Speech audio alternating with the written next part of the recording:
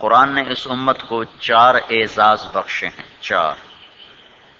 ہوجتباکم، میں نے تمہیں چنا ہے، چھانٹا ہے، کہ انتخاب کرنے والا اللہ ہے۔ ہوجتباکم، میں نے تمہیں چنا۔ دوسرا اعزاز ہے کنتم خیر امت، تم سب سے بہترین امت ہو، بہترین۔ ہم سے بہتر اللہ نے کوئی پیدا نہیں کیا۔ اللہ کے رسول کا فرمان ہے انتم تتمون 70 امتا انتم خیرها واکرمها علی اللہ، تم آخری امت ہو اور تم اللہ کے دربار میں سب سے بہتر اور سب سے افضل ہو۔ موسیٰ علیہ السلام نے اللہ تعالیٰ سے پوچھا، یا اللہ میری امت سے بہتر کوئی امت ہے؟ میری امت پر تو نے بادلوں کا سایہ کیا اور من و سلوہ کھلایا۔ تو اللہ تعالیٰ نے فرمایا موسیٰ اما تدری ان فضل امت احمد علی سائر الامم کا فضلی علی خلقی، کہ موسیٰ تمہیں خبردار ہونا چاہیے کہ میں نے جو اپنے محبوب کی محمد مصطفیٰ صلی اللہ علیہ وسلم کی امت بنائی ہے، وہ جو آخری امت ہے، اس امت کو ساری آدم کی نسل پر وہ عزت فضیلت حاصل ہے جو مجھے اپنی مخلوق پر حاصل ہے۔ ہو تو آخری درجے کی بات ہے، اس کے پیچھے تو شاہی کوئی نہیں۔ تو موسیٰ علیہ السلام کو شوق چڑھا، کہنے کہ یا اللہ وہ امت مجھے دے دے۔ تو اللہ تعالیٰ نے فرمایا تمہیں تو دے نہیں سکتا، وہ تو دے چکا ہوں، تو ہو چکے ہیں۔ کہا تو پھر مجھے دکھا دے۔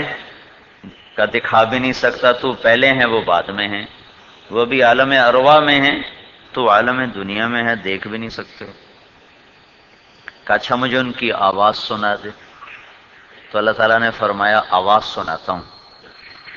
تو اللہ تعالیٰ نے پکارا یا امت احمد، اے احمد صلی اللہ علیہ وسلم کی امت۔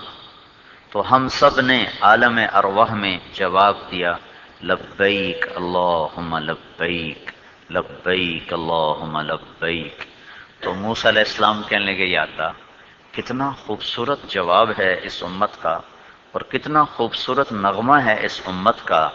تو اللہ تعالیٰ نے فرمایا موسیٰ یہ میری محبوب امت ہے، ان کے ہاتھ اٹھنے سے پہلے ان کی دعائیں سنوں گا، ان کے مخالفین پر دائرہ تنگ کر دوں گا، اور ان کی ایسے مدد ہوگی جیسے نبیوں کی ہوتی۔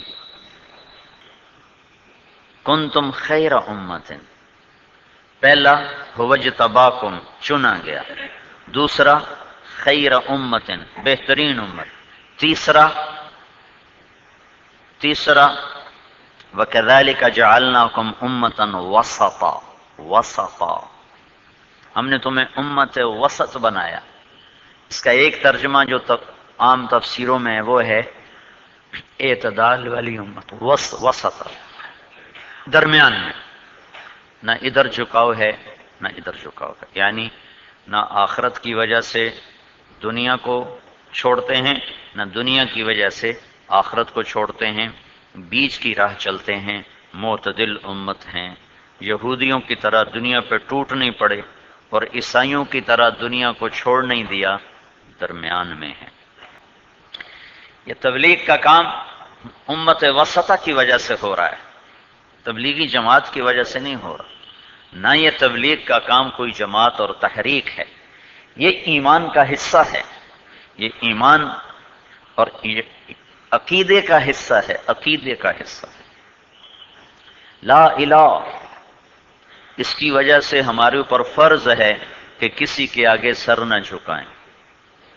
الا اللہ، اس کی وجہ سے فرض ہے کہ اللہ کے سامنے سجدہ کریں۔ محمد الرسول اللہ، اس کی وجہ سے فرض ہے کہ پوری زندگی اللہ کے محبوب کے طریقے میں ڈھلی ہوئی ہو۔ لا نبی بعدہ، یہ کلمے کا حصہ ہے، لفظوں میں نہیں معنی میں۔ کلمہ توحید کا یہ لفظوں میں حصہ نہیں، معنی میں حصہ ہے۔ محمد الرسول اللہ ولکن رسول اللہ وخاتم النبیین، اللہ کے نبی کے بارے میں 2 عقیدے فرض ہیں کہ یہ اللہ کا رسول ہیں اور یہ آخری ہے، رسول ہے آخری ہے، کسی ایک کا بھی انکار کرے گا تو اسلام سے نکل جائے گا۔ تو لا نبی بعدہ، آپ کے بعد کوئی نبی نہیں، اس عقیدے کی وجہ سے ہمارے ذمہ تبلیغ ہے، ہم پر تبلیغ فرض ہے۔ چوتھا اعزاز ہے لِتَكُونُوا شُهَدَاءَ عَلَى النَّاسِ، شہداء، یہ چاروں کے چاروں ایک ہی چیز کے گرد گھوم رہے ہیں، چاروں اعزاز دعوت کے گرد گھوم رہے ہیں، تبلیغ کے گرد گھوم رہے ہیں، چاروں کے چاروں۔ ہم نے تمہیں شہداء علی الناس بنایا ہے کہ تم لوگوں پر کے پاس جا کر شہادت کی گواہی دیتے ہو، تو تمہارے ذمہ ہے سارے عالم کے انسانوں تک حق کی گواہی پہنچانا، توحید اور رسالت کی گواہی پہنچانا، اور اللہ کے کلمے کو بلند کرنا۔ اور پھر محشر کے میدان میں جب قومیں کہیں گی کہ یا اللہ ما جاءنا من بشیر ولا نذیر، وہ کہیں گے یا اللہ ہمارے پاس کوئی نبی نہیں آیا تھا، یہ نبی ٹھیک نہیں کہہ رہے، تو اللہ تعالیٰ نبیوں سے فرمائے گا کہ یہ کہہ رہے ہیں کہ تم نے اللہ کا پیغام ہمیں نہیں سنایا، تو وہ انبیاء کہیں گے یا اللہ ہم گواہ پیش کرتے ہیں، تو اللہ تعالیٰ فرمائیں گے کون؟ تو وہ انبیاء فرمائیں گے ہم اللہ کے تیرے حبیب کی امت کو ہم بطور گواہ پیش کرتے ہیں۔ تو یہ گواہی وہاں بھی ہے، یہ گواہی جہاں بھی ہے، شہداء علی الناس، صرف آخرت کی گواہی نہیں ہے، شہداء علی الناس اس دنیا کی گواہی سے لے کر آخرت کی گواہی تک ہے۔ جو مسلمان بھول کے نماز نہیں پڑھنے والا، اس کے ذمہ بھی لوگوں کو دعوت دینا ہے۔